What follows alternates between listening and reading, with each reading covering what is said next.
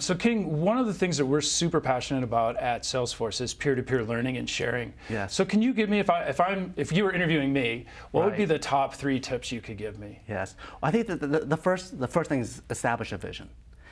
Because that vision of what you expect from a tool or application or capability is really going to guide your decision process along the way. I mean, when we first came up with the concept of having a customer portal, we had a certain vision.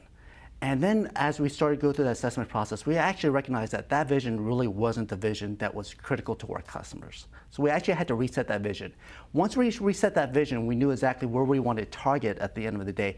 That guided all the rest of our decision process. So I would say the number 1 item is have a vision of where you want to be. The second item is really about, do you want to build or buy? I think when we go through that process, every company can say, oh, if we throw enough resources, we can build anything. And the question is that the right thing for the company? If you're a software company and that's your core competency, then maybe that is the right decision.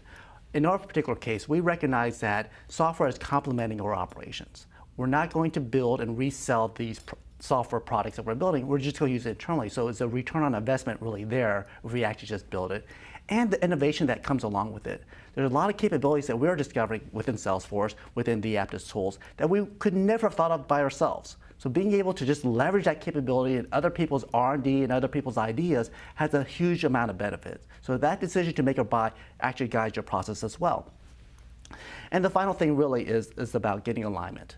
So when you go through the process, it's not about just the software itself, but aligning the business processes so that they actually work with the tools. Getting alignment with our engineers was a critical function to say, hey, listen, instead of you having to entertain a quote every single time it comes in, wouldn't it be great if you could actually encapsulate that information at the beginning of that process? And then when the customers come in, we can process it without interrupting you and your development process. So having that change concept part of your discussion cycle is very important, because if you don't have buy-in, then all of a sudden you can have the best tool in the world and you just won't see that adoption.